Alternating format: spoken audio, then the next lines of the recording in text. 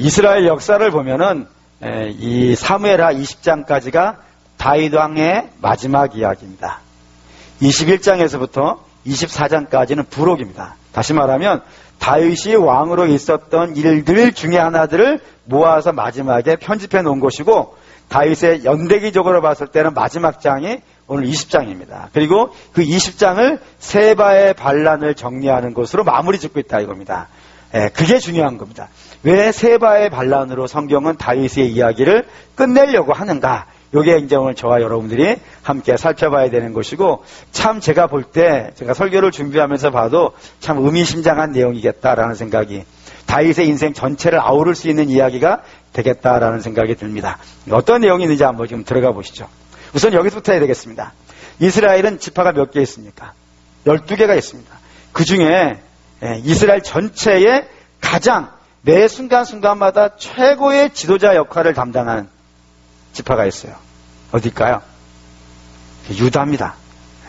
사람이 두 사람만 모여도 리더가 생기고 따르는 사람이 생겨요. 12지파가 있으면 그 줄 중에서 대장 역할을 하는 지파가 있단 말이에요. 그 지파가 유다 지파예요. 그래서 성경을 보시면은 매 순간 유다 지파는 이스라엘 전체를 이끌어가는 얘기를 해요. 예를 들면 이스라엘 10지파가 12명의 형제 중에 10명이 양을 치고 있을 때 요셉이 와요. 그래서 요셉을 어떻게 하기로 하냐면 죽이려고 결심을 한다고요. 그래서 웅덩이에 집어넣고 뭐 이걸 어떻게 할까 뭐 고민하잖아요. 그럴 때 얘를 애굽으로 팔자라고 했던 사람이 유다예요. 전혀 모르는 표정을 짓는 건 참 감사한 일입니다. 제가 또 이렇게 나중에 한 번 더 할 수 있잖아요. 그 다음에 이 양식을 구하러 가잖아요. 이스라엘 10지파가 양식을 구하러 갔을 때 이 총리된 요셉이 뭐라 그러냐면, 다음에 양식을 구하러 올 때는 반드시 누구를 데려오라고요? 베냐민을 데려오라고. 그럴 때 이제 그들이 이제 그걸 갖고 갑니다. 가서 그걸 다 먹고 야곱이, 야 니네들 다시 애굽에 가서 양식을 구해와라 라고 얘기할 때, 아버지 그 애굽의 총리가 다음에 올 때는 막내도 꼭 데리러 가 했습니다 라고 얘기한 사람이 유다예요. 그리고 야곱이 안 된다고, 니네가 요셉도 내가 죽어가지고 참 속상하고 억울할 판인데 그나마 내가 아끼는 베냐민까지 데려가가지고 어떻게 할지 내가 어떻게 하냐. 그러니 내가 절대로 베냐민을 내어놓을 수 없다라고 했을 때, 아버지 만약에 베냐민을 데려오지 못하면 저를 죽이십시오 라고 한 사람도 유다예요. 그리고 이 10지파가 갑니다. 애굽에 가가지고 총리한테 가가지고 요셉한테 가서 이제 다 얘기하고 양식을 갖고 도망가려고 그럴 때 뭐 은그릇 나오고 그런 얘기 아시죠? 네? 요셉이 은그릇 몰래 숨겨놨다가 쫓아가가지고 누가 잡아갔니? 그래서 베냐민이 전혀 모르는 표정을 짓고 계시는데 계속 고맙습니다. 어쨌든 베냐민의 등짐 속에다가 은그릇을 싹 집어넣고 나중에 쫓아가가지고 이 은그릇이 우리 총리께서 점치는 그릇인데 이거 가져간 사람은 절단 난다. 그랬더니 뭐 가져간 사람은 총리의 종이 돼도 좋겠습니다. 막 이렇게 하잖아요. 그럴 때 이제 그 은쟁반을 어디서 찾냐면 베냐민의 그릇에서 찾는 거예요. 그러니까 모두가 난리가 났죠. 그래서 애굽의 총리가 이제 그 녀석만 넣고 가라. 그 녀석만 넣고 가라 할 때 그냥 얘 안 데려가면 우리 아버지 죽습니다. 그러니 얘는 보내주시고 저를 잡고 노예로 쓰십시오라고 말한 사람도요, 유다예요. 뿐만 아니라 이스라엘이 출애굽을 해가지고 가나안을 가요. 가나안을 갈 때 맨 앞에 선 지파가요, 유다예요. 그리고 모세가 죽고 여호수아도 죽었어요. 이제 영적인 탁월한 지도자들이 다 사라진 거예요. 그래서 이스라엘이 난리가 났어요. 이제 가나안 전쟁 다 끝나지도 않았는데 모세도 없고 여호수아도 없으니까 우리가 어떻게 합니까? 라고 막 이런 우왕좌왕한 상황 속에 하나님 앞에 나가서, 하나님 우리 중에 누가 나가서 이 전쟁을 마무리 지을까요? 라고 기도한 사람도요, 유다 지파예요. 그러니까 이런 식으로 유다 지파라고 하는 지파는 이스라엘이 모든 문제들이 있을 때, 또는 이스라엘 전체가 모여서 뭔가를 결정해야 됐을 때 항상 장자의 역할을 하는, 그래서 사자 지파라고 합니다. 백수의 왕. 모든 것에 짱된 지파예요. 그래서 이 유다 지파는 스스로에 대해서 자부심이 있겠어요, 없겠어요? 있죠. 우리 명문 가문이에요. 저도 박씨라는 거에 대해서 엄청난 자부심을 갖고 있는 사람이에요. 여러분들이 어떻게 생각하든지 어떻게 생각하든지 간에 저는 나름대로 어마어마한 자부심이 있단 말입니다. 그처럼 유다 지파도 그래요. 유다 지파도 우리 12지파가 다 이스라엘 하나님의 지파인 건 틀림이 없지만 그래도 그 중에서 내가 짱이다. 그래서 그런 자부심이 넘쳐나는 지파가 유다 지파예요. 그러니 그런 자부심을 갖고 나올 때 나머지 지파는요. 때로는 잘 따르지만 때로는요. 시기심이 생긴다고요. 너만 잘났냐? 우리도 기회가 없어서 그러지. 우리도 기회가 주면 너만큼 할 수 있어. 라고 이렇게 늘 시기심이 있단 말이에요. 그래서 유다 지파와 이스라엘 지파, 전체 지파 간에는 늘 긴장 관계가 있어요. 성경에서 여러분들이 구약을 보시면 이 긴장 관계가 늘 등장을 해요. 항상 등장해요. 근데 이게 거기만 등장하는 것이 아니라 유다 지파와 이스라엘 지파만 등장하는 것이 아니라 모세의 집안에도 나와요. 모세는 형제가 몇 명이죠? 3명이에요. 순서는 미리암, 아론, 모세예요. 근데 그 중에서 막내가 모세란 말이에요. 근데 이 막내는 그 형과 누나가 바라볼 때는 막내는 항상 어떻게 봅니까? 아무리 좀 대단하고 막 그래도 막내는 좀 이렇게 다 내려보지 않습니까? 그런 마음들이 있어요. 다 그런 마음이 있습니다. 어려 보이고, 약해 보이고, 힘없어 보이고, 내가 뭔가를 해줘야 될 것 같고. 왜 그런다고요? 그 영화 중에 있었는데, 영화 태극기 날려 보셨나요? 그 장동건과 원빈이 나오는데. 그때 누가 더 똑똑해요? 원빈이 더 똑똑해요. 공부 많이 하네요. 장동건이는 구두 닦아서 파는 애였다고. 근데 내가 형이고, 그건 동생이야. 그래서 형이 다 해줘야 돼. 이런 마음이 자연히 든단 말이에요. 그러니 미리암과 아론이 왔을 때 모세는요. 대단한 지도자인 건 틀림없지만 얘는 항상 부족하는 거예요. 그래서 모세가 혼자 자기가 뭐든지 다 하니까 아론과 미리암이 나중에 어떻게 해요? 반란을 일으켜요. 그래서 너만 하나님이 사랑하시느냐? 너만 하나님의 계시를 받느냐? 우리도 다 그렇게 할 수 있다.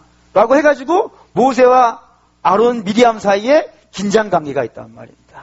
이런 식으로 사람과 사람은 모이면 반드시 한 사람은 리더가 되어지고 한 사람은 따르는 사람이 될 수밖에 없는 상황이 되어져요. 왜 그러죠?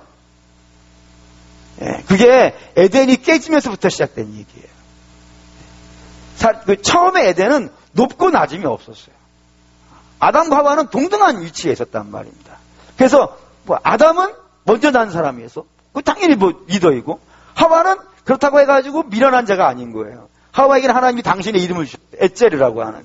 당신만이 쓰는 별명을 주시면서 너는 아담에게 그런 자가 되는 거예요. 그래서 서로가 서로에게 도움이 되는 관계를 유지하고 있는 것이 에덴의 남녀의 모습이었다 이겁니다. 그런데 이게 깨지면서요. 하나님이 하와에게 너는 남편의 지도를 받게 될 것이다. 라고 이렇게 된단 말이에요. 그러니까 리더가 되고 따르는 사람이 된단 말이에요. 그래서 그 사이에 늘 긴장 관계가 있어요. 그래서 이 긴장 관계가 잘 관리되어지면요. 복이 있어요. 복이 있어요. 리더와 따르는 자가 서로 긴장 관계 없이 예를 든다면요. 리더는 따르는 사람을 향해서 2가지 성품을 반드시 가져야 된다고 되어 있습니다. 하나는 온유함, 또 하나는 배려심. 이 2가지가 있어야 된다고 되어 있고 따르는 사람은 리더를 향해서요. 순종과 존경함이 있어야 돼요. 이 2가지가 딱 맞으면요. 그 공동체는 아주 강력한 힘을 갖습니다. 근데 이 관계가 깨지면 예를 들어 이 관계가 잘 유지되었던 사람 중에 하나가 누구냐면 모세입니다. 모세를 성경이 뭐라고 표현을 하냐면 이 세상의 모든 사람들 중에서요. 온유함이 짱이다라고 되어 있잖아요. 모세가 얼마나 온유하고 얼마나 배려심이 많은지는 이런 이야기에 등장해요. 이스라엘이 하도 문제를 일으키니까 하나님께서 너무 화가 나셨나 봐요. 그래서 모세에게 뭐라 그러시냐면 야 내가 이 이스라엘 백성들을 다 없애버리고 너부터 시작해가지고 너로 말미암아 새로운 민족을 만들어서 그들에게 가나안을 주겠다 라고 이렇게 말씀하시는 거예요. 그때 모세가 하나님께 나가서 기도합니다. 하나님 만약에 이 백성을 없애시려면 저도 지우십시오. 대단하지 않습니까? 모세가 그런 거예요. 그렇게 모세에게 끊임없이 반란을 일으키고 모세 니만 짱이냐 나도 할 수 있다라고 수도 없이 반란하잖아요. 심지어는 모세를 향해서 르비딤에서는 돌을 던지려고 한단 말입니다. 그런 사람을 향해서 모세는 그런 기도를 갖고 있는 거예요. 그래서 제게 없는 성품이긴 하지만 그래서 늘 제 소원도 그거예요. 온유함과 배려심. 이건 저는 혀를 물어야 가능한 조금이라도 흉내라도 되는데 어쨌든 그렇습니다. 그런 온유함과 배려심이 있기 때문에 40년 광야살이를요 200만 명을 데리고 성공적으로 마무리하고 가나안 입구까지 그의 사명을 완수할 수 있었단 말이에요. 그러니까 이런 식으로 리더는 배려심과 온유함이 있어야 되고 그리고 따르는 사람은 순종과 순종과 리더를 향한 존경심이 있어가지고 이게 함께 아우러져가지고 진격해 나간다 그러면 그 공동체는요 강력한 힘이 생기는데 이스라엘과 유다지파 사이에는 그런 관계가 없어요. 그래서 유다지파는 항상 자기의 그 놀라운 자존감 때문에 나는 짱이고 니네는 꽝이야 이런 생각을 하고 있었단 말이에요. 그리고 반대로 이스라엘은 너만 잘났냐? 우리도 에브라임 지파 있고 베냐민은 사울 왕은 우리 가문이고 너만 잘난 게 아니다 해가지고 늘 요 사이가 옥신각신한단 말이에요. 그래서 이 옥신각신하고 리더와 따르는 자 사이가 옥신각신하게 되면 반드시 그 사이에요 틈이 생겨요. 틈이 생겨요. 근데 이 틈을 사단은 절대로 가만두지 않습니다. 거기다가 뭐를 꽂냐면 쐐기를 하나 딱 꽂아요. 그리고 여러분 아시죠? 돌을 쪼개는 거는 도끼로 쪼개는 게 아니에요. 흠만 내고 거기에다가 나무 쪼가리 하나 꽂고 계속 물을 붓는데요. 그러면 그 나무가 벌어진다는 거예요. 벌어지면서 돌을요 탁 쪼개버린다는 거예요. 어마어마한 돌을. 그래서 그게 피라밋 어마어마한 돌이거든요. 그 돌을 그렇게 잘랐다는 거예요. 사이를 살짝 흠만 내고 거기다가 나무 조각을 꽂은 다음에 계속 며칠간 몇 달간 물을 부으면 촥촥촥 벌어진다는 거예요. 그 나무 조각이. 놀라운 게 물이라는 건 여러분께 만만하게 보실 게 아닙니다. 물은 굉장히 센 것이에요. 그런 것입니다. 그러니까 그 틈을 사탄이 다 꽂는 거예요. 거기다가 계속해서 양분을 공급해가지고 이스라엘을 깨버리는 사건이 바로 이제 세바입니다. 세바가 그 틈으로 들어오는 거예요. 그러니까 세바라고 사는 사람이 어떠한 사람이냐면 성경에 이 세바에 대해서 세 가지 정보를 알려줘요. 첫째는 베냐민 족속입니다. 베냐민 족속하면 여러분들은 무조건 누구만 생각하면 되는 거예요. 사울, 왕이에요, 왕. 그러니까 이 세바라고 하는 사람은요, 왕족인 거예요. 왕족인 거예요. 그러니까 다윗만 없었으면요, 자기 가문이 계속해서 왕노릇 할 수 있는 그런 생각을 가질 만하겠죠. 두 번째, 이 세바는 왕족이면서도 뿐만 아니라 따르는 자들이 있어요. 따르는 자들이. 많지는 않아요. 많지는 않지만 몇몇에 따르는 사람들이 있어가지고 그를 이렇게 추앙하는 지도자 그룹에 있는 사람이에요. 그리고 세 번째는 영향력은 별로 없어요. 영향력은 별로 없어요.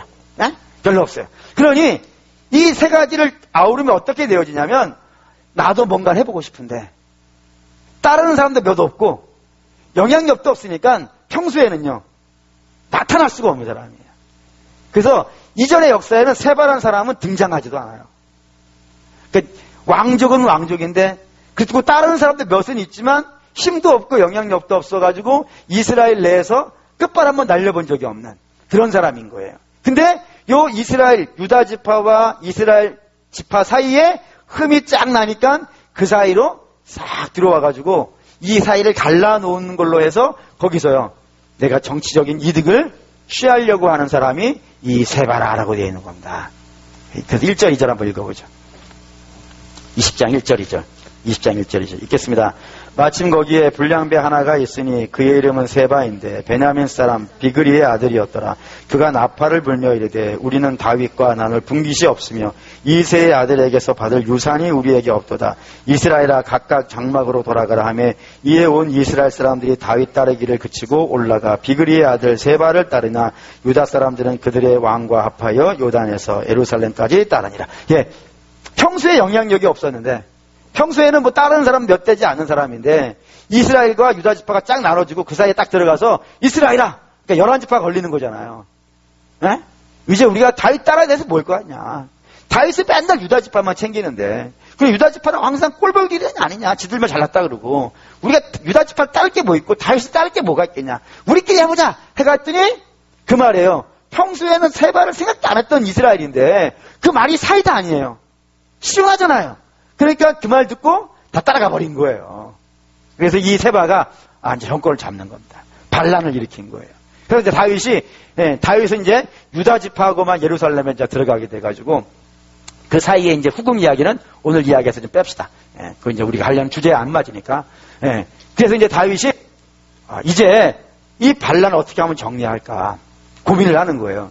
세바의 반란을 끝내야 내 이야기가 끝날 텐데 어떻게 하면 이 세바의 반란을 끝낼까 고민하다가 답을 하나를 찾아요. 그게 뭐냐면 이 반란을 아마샤라고 하는 장군을 불러가지고 쓰자. 다윗은 아마 이걸 생각하고 나서 되게 기분 좋았을 것 같아요. 저라면 야 이거 정말 신통방통한 어떻게 이런 꾀가 나한테 나왔을까라고 놀랄만한 이 작전이 아마샤를 등용하는 작전이에요. 왜 그러냐면 두 가지 이유가 있어요. 하나는 아마샤는 어떤 사람이라고 지난주에 말씀드렸냐면 압살롬과 반란을 한 사람이라고 말씀을 드렸어요. 근데 그 사람을 다윗이 벌을 내려야 마땅한 거예요.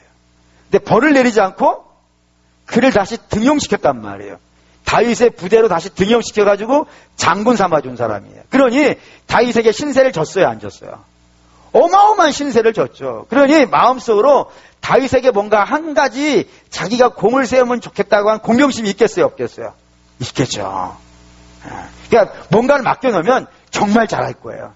정말 잘하는 것 떠나서 열심히 할 거예요. 그래서 다윗이 아마샤야, 네가 이 나를 어마어마하게 열받게 한 이 세바의 사건을 좀 잘 마무리해주는 장군으로 내가 너를 임명하니까 이스라엘 총사령관으로 임명하니까 가서 너 아마샤가 네가 세바를 좀 정리하고 와라 라고 하니까 이 세바는 기분이 좋은 거예요.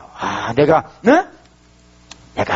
다윗 왕에 나에게 은혜를 베풀어준 그 사람에게 내가 큰 공을 세우리라 라고 해가지고 이제 아주 기분이 좋아서 열심히 이제 할 거란 말이에요. 그런 이유가 하나가 있고 또 하나 이유가 있어요. 그게 뭐냐면 다윗은 어떻게 해서든지 요압은요 이제 좀 제거하려고 그러는 거예요. 그러니까 요압을 왜 제거하려고 그러냐면은 요압은 장점과 단점이 너무 분명한 사람이에요.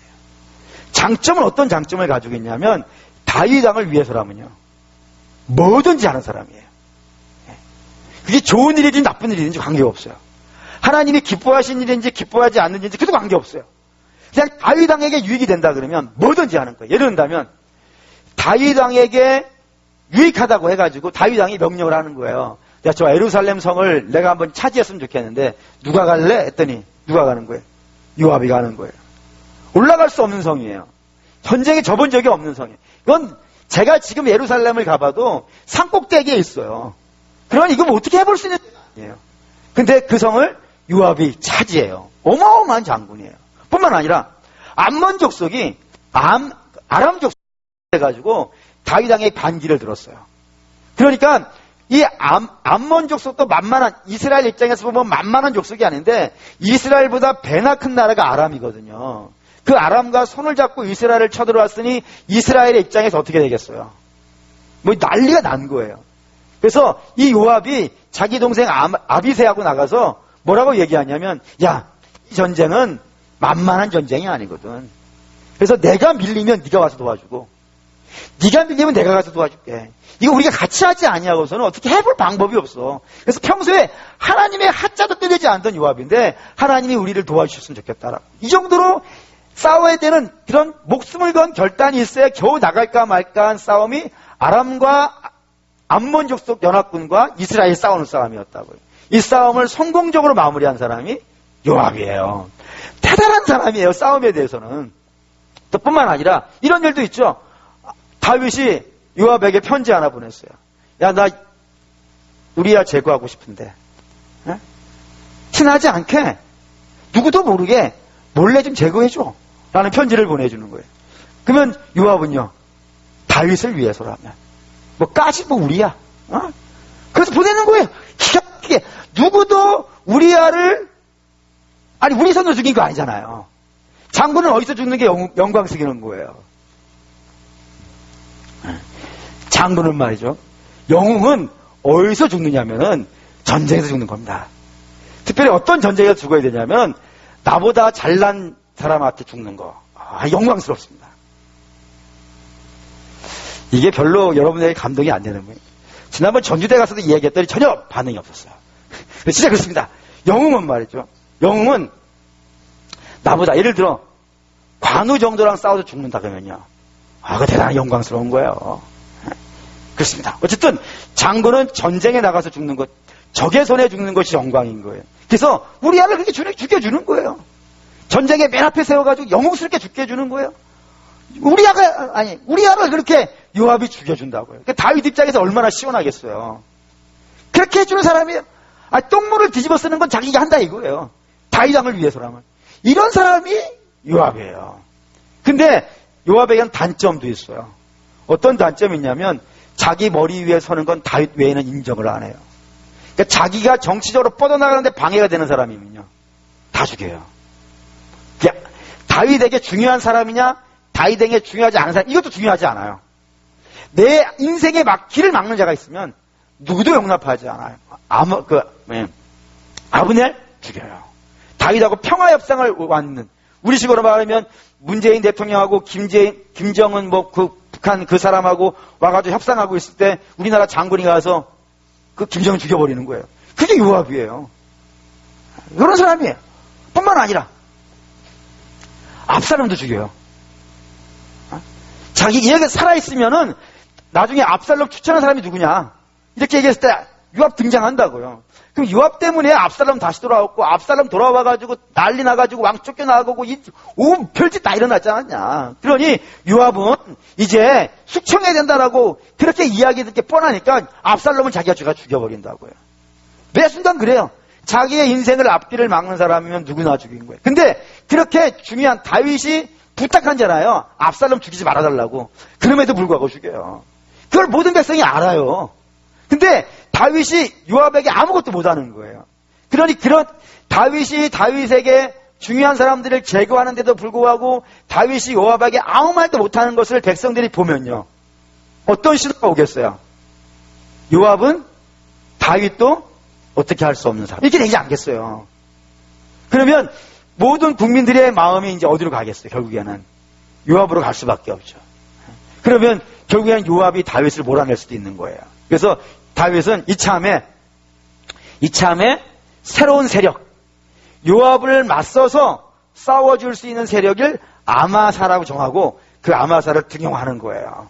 니네들이 맞짱 떠라. 그러면 좋겠다라고 해가지고 떠였어. 그래서 이렇게 해서 아마사를 세워놓고, 야, 나 정말 똑똑해. 나 정말 똑똑한 것 같아. 이렇게 생각을 한 것 같아요. 근데 다윗이 헛다리 짚은 것이죠. 다윗은 하나님의 뜻도 아니었고 하나님의 계획도 아니었고 정말 미련한 인생의 생각이었어요. 그래가지고 이게 어떤 일로 발전해 가냐면 아마샤는 다윗의 생각을 풀어낼 만한 인물이 아니었던 거예요. 두 가지 때문에 아니었어요. 그 첫 번째는 뭐냐면 반란군에서 지금 어제까지만 해도 반란군이었던 사람이 오늘 다시 다윗의 군대의 장관이 됐어요. 누가 신뢰하겠어요 그거를? 그렇지 않겠습니까? 어제까지만 해도 우리 적이었다니까요. 그 적이었던 사람이 오늘 내 장군이다라고 생각하면 여러분은 저를 따르시겠습니까? 그거 참 곤란하지 않습니까? 아주 검증이 돼야 되지 않겠어요? 예를 들어, 이거 적당한 예는 아니지만, 그냥 예를 드는 거니까요. 제가 이단과 같이 돌아다녔어요. 그 이단 할 때도 열심히 했어요. 그다가 어느 날 갑자기 제가 회개합니다 회개해가지고 여러분 이렇게 합시다라고 얘기하면은 좀 믿을만한가 생각이 들지 않겠습니까? 물론 여러분들은 제가 한강다리 이해가지고 뛰어내리시다가 다 뛰어내릴 거죠. 안타깝지. 예전에 제 제자 중에 그런 애가 있었어요. 목사님, 제가 그 얘기를 했거든요. 하나님께 욕하는 목사님이 한강에서 뛰어내린다면 그 교회 200 내린다더라. 니네들 중에 나를 뛰어내릴 사람이 있으면 한번 와라. 라고 했겠죠. 그때 예배 끝나고 한 자매가 온 거예요. 목사님, 저를 같이 뛰어내리겠습니다. 네. 그 자매하고는 연락도 안 돼요. 네, 그렇습니다. 네. 그러니까 이게, 믿을만 해야지. 믿을만 해야 한강 땅에서 뛰어내리든지 하는데 아직 그렇게 하기까지는요. 검증이라는 시간이 필요하고 진짜인지 아닌지도 좀 알만한 시간이 필요하지 않겠어요. 그런데 아직 아마샤는 그런 검증이 안 돼 있는 거예요. 따르는 사람이 없어요. 맞아 그러면은. 또 뿐만 아니라 이 사람은 사람을 끌어낼 수 있을 만한 리더십도 없었던 것 같아요. 그래서 아마샤가 세바의 반란을 제압하려고 유다 지파에게로 가요. 유다 지파에 가서 왕이 나한테 명령을 하기를 지금 유다 지파에서 사람을 군사를 좀 모아가지고 이 전쟁을 좀 치르라고 하시는데 군사를 좀 내달라라고 유다 지파한테 얘기를 해요. 근데 유다 지파에서 안 내줘요. 안 내줘요. 애를 나름대로 쓴 것 같은데 열심히 뛰어다닌 것 같은데 그 사람들의 마음을 움직일 만한 리더는 아니었던 것 같아요. 그러니까 이게 참 그래요. 그러니까 다윗은 나름대로 좋은 수라고 생각했지만 그것이 좋은 수가 아니었던 거예요. 근데 좋은 수는 아니었는데 요압을 열받게 하기에는요. 충분한 거예요. 요압은 자기 머리 위에 누가 쓰는 걸 싫어한다니까요. 근데 지금 다윗이 자기를 밀어내고 아마샤를 세우고 있는 거예요. 그러니 이 요압이 너무 열받은 것 같아요. 그래서 내가 온갖 똥물은 다 뒤집어 써줬는데 왕이 해달라고 하면 난 다 해줬는데 이제 다 끝나고 나니까 압살롬 반란까지 다 끝나고 나니까 나는 이제 필요 없는 것 같이 토사구팽이라 그러죠. 토사구팽 시키는가. 그래서 아주 그냥 잔뜩 열받았어요. 잔뜩 열받아가지고 자기 군대를 끌고 아마샤에게 갑니다. 그러니까 아마샤는 이게 착각에 아주 탁월한 능력이 있는 것 같아요. 자기가 유다 지파에서 군사를 못 모으고 있으니까 다윗 왕이 요압을 통해서 군사를 모아주는 거라고 생각한 거예요. 한번 보시죠. 8절에서 10절 읽겠습니다. 8절에 10절 기브온 큰 바위 곁에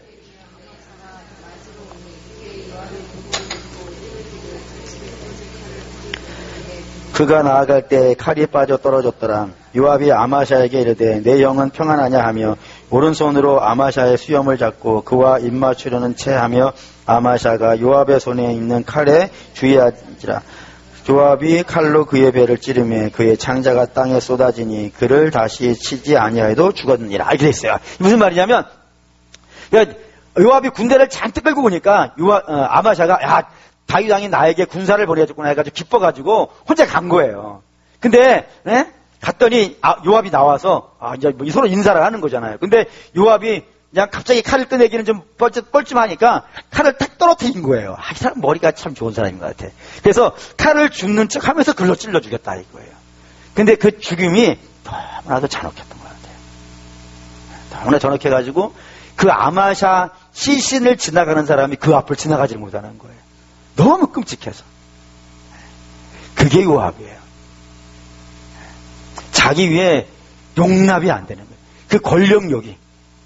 자기 머리 위에 누가 서는 거를 절대로 용납이 안 되는 사람. 그래서 자기 위에 누가 섰다 그러면은 그 사람을 아주 그냥 잔혹하게 죽여서 어느 누구도 그걸 보고요. 요압 위에 승되지 못하도록 그런 경계까지 줄 만큼 아주 잔혹한 사람이 권력욕에 대해서 잔혹한 사람이 요압이었다 이겁니다. 결국에는 이것 때문에 이 권력욕 때문에 솔로몬의 손에 죽습니다.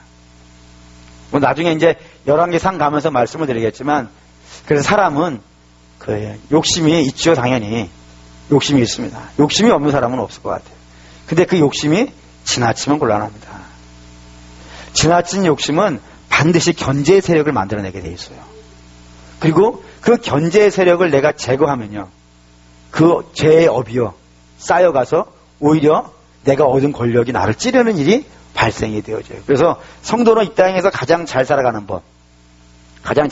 법은 하나님이 주신 것에 만족할 줄 알아야 돼요. 그러니까 많이 주시는 분이 있어요. 적게 주시는 분이 있어요.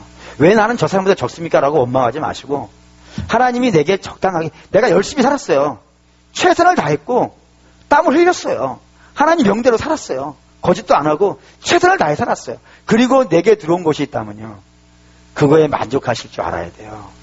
그래서 우리 주님께서 우리가 하라고 가르쳐 주신 기도, 그 주기도는 굉장히 중요한 기도입니다.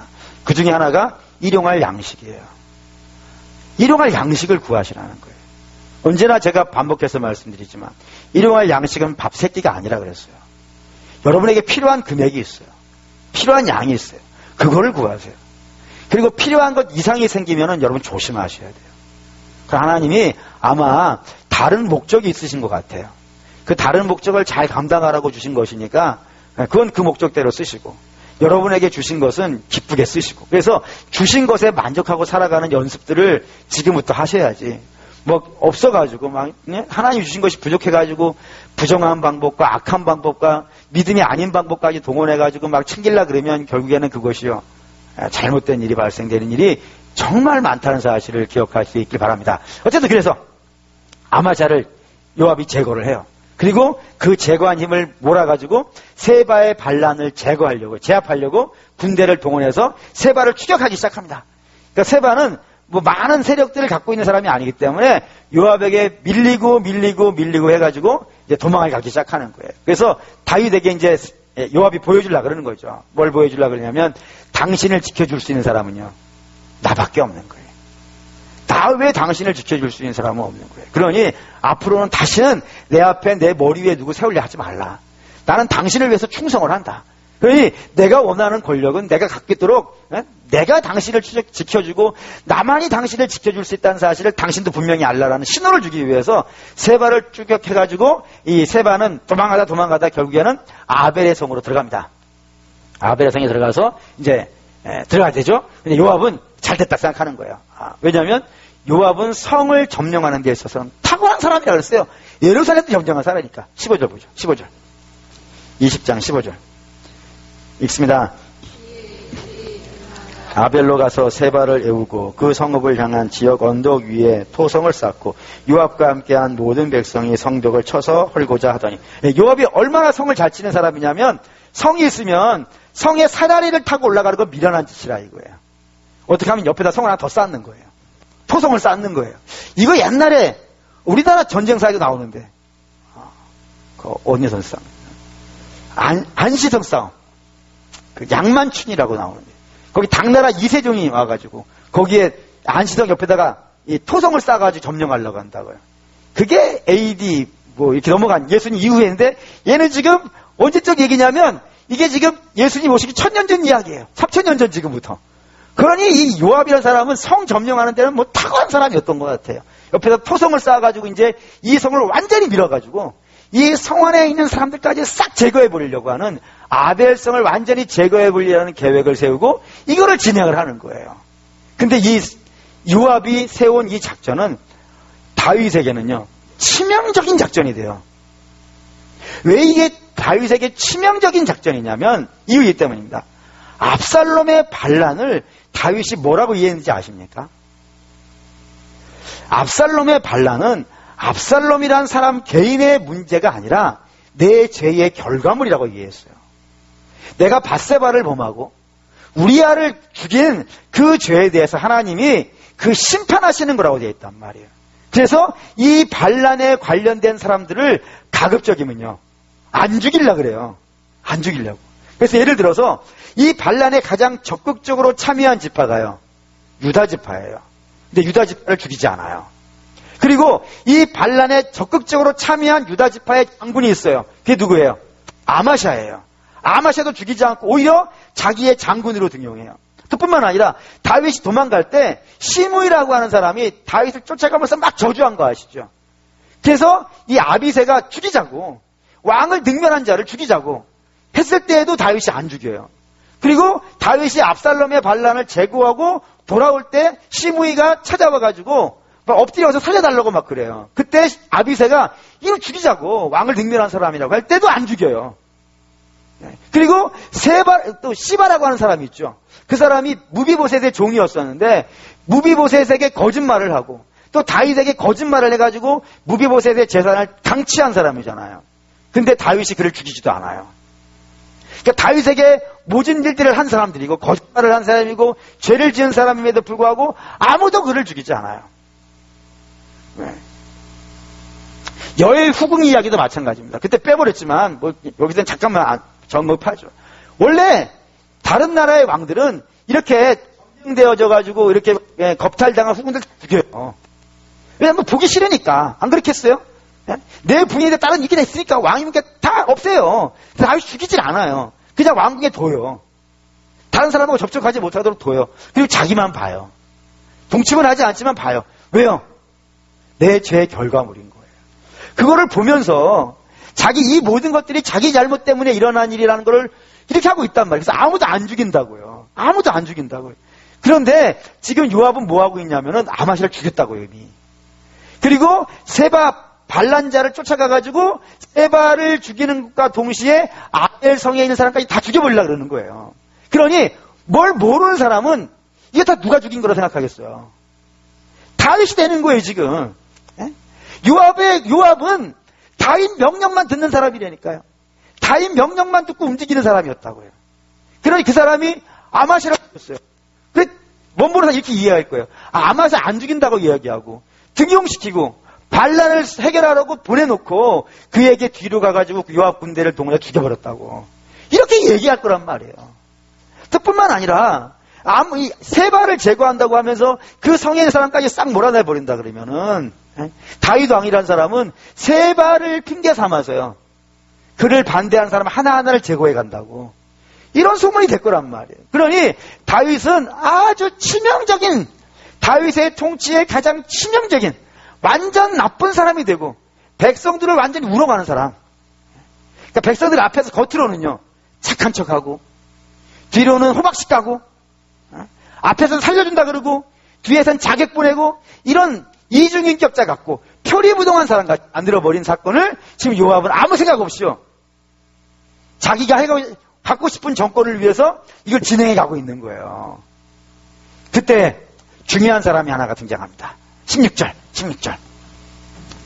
읽겠습니다. 그 성에서 지혜로운 여인 한 사람이 외쳐 이르되 들을지어다 청하건대 너희는 요압에게 이르기를 이리로 가까이 오라 내가 내게 말하려 하노라 한다 하니. 중요한 사람이 하나가 등장하는 거예요. 누구요? 지혜로운 여인이 하나가 딱 나타나는 거예요. 지혜로운 여인이 나타나가지고 어리석은 요압을 꾸짖는 거예요. 두 가지로 꾸짖어요. 두 가지로. 첫째 15절 15절이 아니고 17절 아니요 18절 읽겠습니다. 여인이 말하여 이르되 옛사람들이 흔히 말하기를 아벨에 가서 물을 것이라 하고 그 일을 끝내었나이다. 이 무슨 말이냐면 옛사람이라는 거는 우리식으로 말하면 속담에라고 하는 뜻이에요. 우리 속담에 아벨성에 가서 물으라 라고 하는 속담이 있다는 거예요. 이거 그냥 여러분들이 성경을 읽어가지고 무슨 뜻인지 절대로 몰라요. 이런 거는 저만이 아는 거예요. 그래서 여러분들이 뭐 이렇게 성경 많이 공부하시고 그래도 이런 거는 웬만해서는 몰라요. 여러분 이제 설교를 들을 수 있다는 게 참 복인 거예요. 왜냐하면 저는 이거에 대한 책이 있으니까 어마어마한 돈을 들여가지고 책을 저방에 엄청 쌓아놨잖아요. 저주에 있어요. 왜냐하면 이게 이스라엘 속담인데 뭐냐면 아벨 성에는 자고로 옛날부터 예언하는 자들이 많이 살았다 그래 돼 있어요. 하나님 말씀을 묵상하고 하나님께 기도하면서 하나님께 응답을 받는 그런 예언의 은사가 있는 사람들이 옛날부터 많이 살았대요. 그래서 이스라엘 왕이나 중요한 신하들이나 이런 사람들이 하나님께 묻고 싶은 것이 있으면 여기 와서 묻고 하나님 말씀을 배우고 이렇게 가던 곳이 아벨성이라는 거예요. 그러니까 지혜로운 여인이 뭐라 그러냐면 이런 겁니다. 너 하나님께 묻고 이거 하는 거야? 라는 거예요. 하나님께 물어봤어? 이거 굉장한 겁니다. 한 여인이 이렇게 얘기해 주는 거예요. 그 어리석은 요압에게 오로지 정권에만 눈이 뒤집어져가지고 그것만 잡으려고 하는 자에게 너 지금 하려는 거 하나님께 묻고 하는 거냐? 하나님이 그렇게 허락하신 것이냐? 라고 묻는 거예요. 그리고 두 번째 19절 읽겠습니다.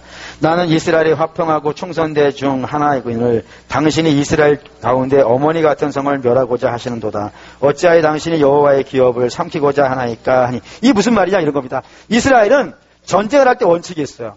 가나안 내부에 있는 적은요 진멸이에요. 가나안 아모리 족속 9족속은 진멸이에요. 그건 뭐 협상도 필요 없고 하나님이 심판 마지막 때 심판의 상징이라 그랬죠. 마지막 때 하나님께서 예수님이 재림하셨을 때는 이 땅의 죄인들하고 협상하지 않아요. 그냥 그 심판이에요. 그런 식의 구약적 모습이 이 가나안 심판이에요. 그건 진멸이에요. 근데 가나안 밖의 사람들과 전쟁을 할 때는요. 일단 쳐들어옴을 받아야 돼요. 우리가 먼저 쳐들어갈 수 없어요. 쳐들어옴 당한 다음에 그걸 세력을 밀고 가다가 그 성 앞에 가서도 반드시 선포해야 되는 메시지가 있어요. 뭘 선포하냐면은 평화를 선포해야 돼요. 평화를. 어떤 평화? 이런 식으로 하는 겁니다. 너희들 우리랑 협상을 맺자. 우리 너희들 그냥 다 죽이고 뭐 이런 거 원하지 않는다. 너희가 우리를 공격하지 않는다고 하면은 우리랑 조약을 맺는다 그러면 우린 여기서 그런 협상을 맺자라고 이렇게 요청을 해야 돼요. 그래서 그 성에 있는 사람이 미안하다. 처자가 잘못했다. 협상을 맺고 우리 서로 불가침 조약하자라고 얘기하면요. 돌아가는 거야 이스라엘은. 근데 무슨 말도 안 되는 소리냐? 한번 붙자라고 하면요. 그때부터 붙는 거예요. 그러니까 가나안 밖의 족속하고 싸울 때는 반드시 먼저 평화를 선포하는 일부터 해야 되는 거예요. 근데 이 얘기를 지금 이 지혜로운 여인이 하는 거예요. 가나안 밖의 족속하고 전쟁을 하려고 할 때도 먼저 평화를 외치고 해야 될 텐데 하물며 이스라엘 성에 너희가 쳐들어왔으면 당연히 한번 평화를 선포해야 되지 않냐. 나는 평화를 원한다 이거예요. 우리는 싸우는 거 원하지 않는다. 너희가 원하는 게 뭐냐? 우리가 협상을 하자. 이거 물어보고 해야 되냐. 근데 왜 이런 전쟁의 원칙도 지키지 않고 우리 쳐들어와가지고 우리 성을 다 죽여버리려고 하냐. 하나님 뜻이 맞냐? 라고 이렇게 지혜로운 여인이 어마어마한 설교를 한 거예요. 센 여인입니다. 이런 여인을 우리 주변에 여러분들이 바로 그런 분이라고 저는 믿습니다.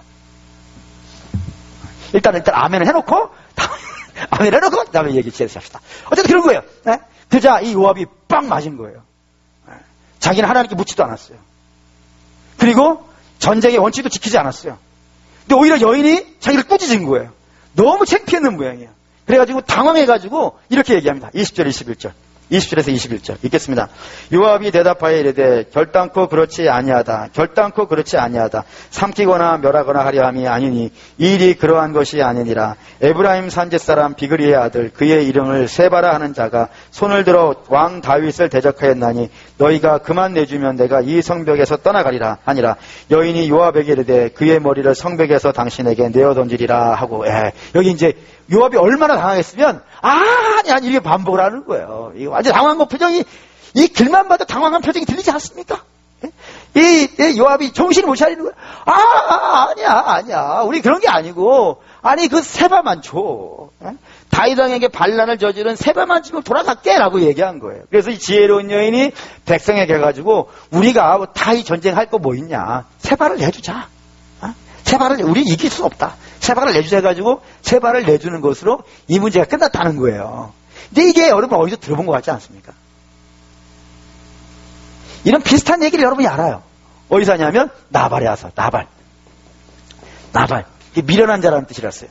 이 미련한 자에게 아주 중요한 여러분과 같은 여성이 있어요. 일단 아멘 해놓고 보자 그랬죠. 믿는 대로 될지어다. 네? 누구예요? 아비가일.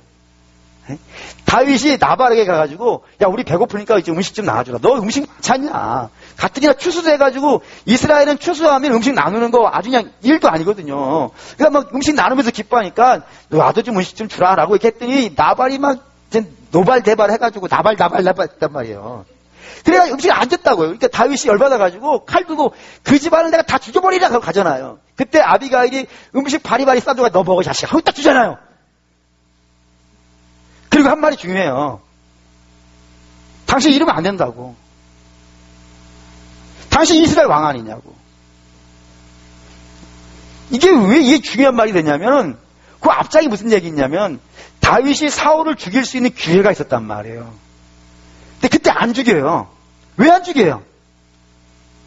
하나님의 기름 부은 종이라 그래가지고 안 죽여요. 그게 다윗의 멋이에요. 다윗은 자기가 위기에 처해도 하나님의 기름 부은 자를 죽이지 않아요. 그게 다윗이 칭찬받는 내용이라고요. 그런데 나발은 다윗을 죽이려고 한 자는 아니에요. 다윗을 죽이려고 한 자는 살려주고 음식 안 줬다고 죽이냐 이거예요. 음식 여기 있다가 다 먹으라 이거예요. 당신이 이 음식 때문에 이 사람을 죽여버린다 그러면은 사울을 안 죽인 거는 하나님 때문에 안 죽인 것이 아니고 사울이 무서워서 안 죽인 것이고 나발을 죽인다 그러면은 나발은 군대가 없으니까 만만해서 죽인 거라 이스라엘 백성들이 하지 않겠느냐. 그런 사람을 이스라엘의 왕이라 할 수 있겠느냐 라고 다윗이 혼낸 거예요. 이런 사람들이 있어요. 여러분 여러분의 남편에게 그런 적 없어요. 일단 아멘을 해놓고 봐야 되는데 하와가 이 엉뚱한 짓 한 거예요. 그러니까 아담이 잘못돼가지고 이렇게 지혜로 해가지고 꾸짖어야 되는데 그걸 못해가지고 같이 그냥 다 망하지 않습니까? 근데 이 아비가일이나 이 지혜로운 여인은 그러는 거예요. 꾸짖는 거예요. 잘못된 이 어리석은 사람들을. 꾸짖어가지고 무엇이 하나님의 뜻인가. 그래가지고 다윗이요. 그걸 깨달아가는 거예요. 내가 미련했다고. 내가 멍청했다고. 참아. 내가 선의를 갖고 사울을 살려줬는데 칼이 무서워서 살려준 사람이 되는 것이고, 나발은 내가 죽이면은 칼이 없는 백성이라 만만해서 죽인 거라고 백성들이 손가락질 가져갈 것인데, 그러면 내가 무슨 왕이겠느냐 라고 자기를 막아준 사람을 영원히 자기 옆에 놓고요, 그 교훈을 듣는 거예요. 그래서 나단도 옆에 두는 거예요. 자기를 책망한 사람들을 옆에 놓고 그 사람들의 이야기를 듣는 거예요. 그러니까 여러분, 여러분도 그러실 수 있어야 돼요. 여러분도 좋은 얘기 하시는 분들은 많이 있어요. 그러니까 그런 분들 멀리하라는 얘기 아닙니다. 가까이 놓고 들으세요. 하지만 때로는 우리에게 조금 불편한 말을 하는 사람의 이야기도 좀 아플 수도 있겠지만, 좀 이렇게 갑옷을 잘 챙겨 입으시고, 믿음의 갑옷을 잘 입으시고, 좀 이렇게 그런 얘기도 이렇게 듣고, 그럴 수도 있겠구나 라고 이렇게 하실 수 있어야 돼요. 저도 이렇게 항상 이렇게 자신이 있나 모르겠지만 어쨌든 그런 생각을 갖고 있어요. 그런데 어쨌든 그렇습니다. 그래서 막아줬다고요. 다윗의 어리석음을 꾸짖어줬다고요. 사실상은 막았고 왕이 되게 해줬다고요. 그와 마찬가지로 요압이 행하려고 하는 일을 이 지혜로운 여성이 막아준 거예요. 막아준 결과 어떤 일이 벌어지냐면 다윗이 잘못하지 않았다는 것이 드러나게 되는 겁니다. 그래서 다윗이 앞으로 왕으로서의 일을 진행하는데 이 어리석은 요압을 지혜로운 여인이 막아줘가지고 다윗이 앞으로 통치해 가는데 중요한 역할을 백성들이 오해하지 않도록 잘 마무리해줬다는 것으로 이야기를 끝내고 있단 말입니다. 그래서 결론이 등장하는 거예요. 결론이 이겁니다. 이게 다윗의 이야기 마지막 이야기인데 이걸 왜 마지막으로 쌓아왔냐고 제가 이제 결론을 내린 게 이겁니다. 성경이 이걸 꼭 알려주고 싶은 게 있는 거예요. 다윗 인생을 총 정리하면서 꼭 알려주고 싶은 이야기가 뭐냐면, 하나님은 다윗의 인생을요 주도하는 분이라는 걸 꼭 알려주고 싶은 것 같은 거예요. 어떻게 해요? 다윗이 위기에 처하면요 그 위기에서 건져주고요, 다윗이 악행을 저지르면요 지혜로운 여인을 보내줘 막아주고요, 다윗이 어리석은 행동을 하면요 예언자들 통해서 깨닫게 하고요, 다윗이 잘못된 행동을 하면요 책망해서 꾸짖는 거예요. 그래서 항상 어디로만 가게 해요? 하나님의 주도하신 그 길만 따라갈 수 있도록. 요게 다윗 인생의 불기둥과 구름기둥입니다. 나단을 보내주는 것, 예언자들을 보내주는 것이 하나님의 불기둥이었고요, 지혜로운 여인을 보내주는 것이 다윗에게는 구름기둥이었어요. 그래서 잘못된 길 가면 막아주는 거예요. 길이 있는데 다윗이 그 길이 엉뚱한 길이라면 하나님 그 길을 막아주시는 거예요. 그리고 없는 길인데 가야 되는 길이라면요 열어주시는 거예요. 그래서 하나님이 다윗의 인생을 쭉 주도해 왔다. 어리석고 미련한 다윗의 인생을 쭉 주도해 와가지고 결국에는 여기까지 오게 하셨다, 결론까지 오게 하셨다는 이야기를 이렇게 마무리를 짓고 있는 겁니다. 그래서 다윗의 이야기는 시편 23편이 결론이 되는 거예요. 시편 23편 굉장히 아름다운 시고 아마 시편 전체에서 우리가 가장 좋아하는 시일 것이며, 시편으로 노래를 많이 만들죠. 시편으로 노래를 많이 만드는데 실제로 노래로 발표된 곡이 가장 많은 시가 시편 23편이에요. 제가 알고 있는 곡만 해도 10곡이 넘어요. 시편 23편으로만 지어진 곡이에요. 대단한 곡이에요. 그게 시가 대단한 시예요. 근데 이 시가 대단한 것은 다윗의 시를 쓰는 능력이 대단해서가 아닌 거예요. 다윗의 인생 자체가 그랬던 거예요. 하나님은 나의 목자신 거예요. 그래서 나를 그 사망의 음침한 골짜기 속에서 헤매고 있는 나를 버리지 아니하시고 인도에 가셔가지고 결국에는요 푸른 풀밭과 실만한 물가로 데려오시는 분, 막힌 길이라면 뚫어서 오시고 엉뚱한 길이면 막아버리시고, 그렇게 해서 나를 이렇게 몰아서 오늘 여기까지 오게 하신 분, 이렇게 되어져 있는 시가 시편 23편입니다. 근데 이게 참 감사한 건 말이죠.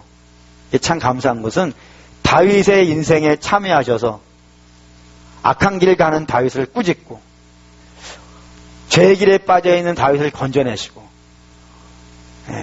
일하는 곳에 빠져있는 자를 깨우치시고 또 알려주신 이 하나님이요 우리 하나님이라는 사실이 너무 감사한 거예요. 그래서 하나님은 우리에게 지금도 불기둥과 구름기둥을 보내주셔가지고 우리의 길을 안내하신다니까요. 간혹 어떤 분들 저한테 와서 이런 얘기 하시는 분이 있어요. 구약 백성들이 참 좋았겠다고. 왜 좋아요? 그랬더니 눈앞에 불기둥과 구름기둥이 있으니까요. 그래서 제가 그랬죠. 초등학생이 보는 책과 대학생이 보는 책이 다른 게 뭔지 아시냐고. 아니, 더 정확히 얘기했네요. 유치원생이 보는 책과 대학생이 보는 책의 차이가 뭔지 아시냐고. 뭔데요? 그러는 거예요. 유치원생은요, 그림이 있어야 알아들어요. 근데 대학생은요, 글만 봐도 알아들어요. 믿음이 어리면 눈에 보여줘야 보여요. 근데 믿음이 깊으면 눈에 보이지 않는 게 보여요. 어느 쪽이세요? 여러분에게 물어보고 싶습니다. 여러분은 어느 쪽이십니까? 그림책으로 보여주셔야 알아듣습니까? 그럼 하나님 때로는 그림책으로 보여주십니다. 하나님 믿음이 연약한 자에게는 신비로운 것들을 많이 보내주세요. 놀라운 일들을 많이 행하세요. 근데 믿음이 깊으면 깊을수록 하나님은 뭔가를 보여주고 그런 것보다는 교제하고 사랑하기를 원하세요. 그러니까 수준이 높다는 것은 하나님과 그런 관계를 맺어가는 겁니다. 그러니까 하나님은 지금도 여러분들의 눈에 보이진 않겠지만 때로는 저를 통해서요. 때로는 여러분의 가족들을 통해서 때로는 여러분의 영적 리더들을 통해서요. 뭐 부역장이나 또 뭐 신도의 임원이나 때로는 뭐 주변에 있는 사람을 통해서도요. 끊임없이 여러분들에게 불기둥과 구름기둥으로 안내해 주셔가지고 때로는 사건으로도 하세요. 그 사건이 때로는 내 마음에 들 수도 있고요. 때로는 내 마음에 안 들 수도 있어요. 근데 신자들은 안 좋은 일을 만나도 거기에서 하나님의 길을 발견을 해요. 좋은 일을 만나면 것도 당연히 좋죠. 그래서 하나님은 지금도 우리를 어떻게 가시려고 그러는 거예요. 당신이 원하는 사람으로 이렇게 만들어 가신다 이거예요. 다윗 왕을 우리가 지금까지 다윗 왕 쭉 살펴봤지만 다윗 왕 그렇게 대단한 사람 아니잖아요. 근데 대단한 사람이 돼 가요. 위대한 사람이 돼 가요. 그래서 그게 다윗 자체가 훌륭한 사람이어서가 아니라 하나님이 그렇게 만들어 가신 거예요. 그러면 우리 하나님이 그 별볼 일 없는 꼬마 다윗을 붙잡아가지고 인류 역사에서 가장 위대한 왕 그렇게 만들어내신 하나님이 내 하나님이라면 나도 그렇게 만들어지지 않으시겠냔 말이에요. 때로는 사건을 통해서 때로는 잘됨을 통해서 때로는 안 통해서 하나님은 나를 조각조각 만드셔서 기가 막히게 만드시지 않겠습니까? 네. 그 바위에 가면 바위 있어요. 그 바위 보면은 뭐 기암 개석들이 있어요. 아주 그냥 신비하고 놀라운 바위들 있지 않습니까? 그 바위들 파도가 만들어낸 거예요. 파도가 끊임없이 때리는 거예요. 그 끊임없이 맞으면서 부서지고 깨지면서 그 모양이 된 거예요. 하나님도 그렇게 하실 것 같아요. 때로는 여러분들 좀 힘들 수도 있고 좋을 수도 있어요. 내부름에 갈 수도 있고 때로는 좀 아플 수도 있어요. 근데 그 모든 것들이 다 합력해서요. 우리를 아름답게 만들어 갈 거예요. 그 여러분 기대하셔야 돼요. 우리의 내일을 기대되고 그러니까 성도라고 하는 사람은 내일이 절망이 될 수가 없어요. 지금은 좀 힘들 수 있을지 모르겠어요. 지금은 힘들지 모르겠지만 내일은요. 늘 기대해요. 오늘의 힘듦이 내일의 어떠한 역사로 나타날까? 오늘의 잘됨은 내일도 어떻게 신비한 역사로 나타날 것이며 오늘의 어려움은 내일에 어떻게 또 놀라운 감사로 나타날까? 이게 기대가 돼야 돼요. 기대되십니까? 기대되셔야 돼요. 그래서 나이 먹는 게 즐거운 겁니다. 목사님 똥뚱한 소리가 나네요. 요즘 가끔은 나이 드는 게 정말 좋은가? 라고 생각되지 오늘 다시 열심히 했어요. 나이 드는 건 너무 신나는 일이에요. 그걸 보잖아요. 하나씩. 저는 며칠 전에도 딸이 묻더라고요. 아빠는 몇 살 때로 돌아가고 싶어? 물어보더라고요. 제가 그랬어요. 난 돌아가고 싶지 않아. 나는 앞으로 가고 싶어. 지금이 제일 좋아, 지금이. 일단 지금이 제일 좋아. 나는 옛날에 돌아가고 싶지 않아. 옛날에 그때부터 그걸 다시 시작해서 여기까지 올 자신이 없어. 난 지금이 제일 좋아. 근데 지금보다는 내일 더 좋을 것 같아. 지금까지 하나님은 한 번도 나를 실망시킨 적이 없으니까. 이게 간증을 하고 끝낼까요? 한번 들어보신 분도 계시겠지만. 이 간증 저기 중요한 간증이니까. 처음에 전도사가 됐어요. 교육전도사가 됐어요. 그때 우리 집에 부도가 났었기 때문에 뭐 돈 한 푼 없이 이제 뭐 살아가기 때 그 한 달에 10만 원 준다 그러는 거예요. 학비는 주고 학비는 전액 주고 한 달에 10만 원씩 용돈을 준다 그래가지고 기뻐서 갔어요. 근데 첫 월급이 5만 원 나온 거예요. 5만 원 받으니 다른 친구들은 이제 10만 원 받고 다음 5만 원 받았어요.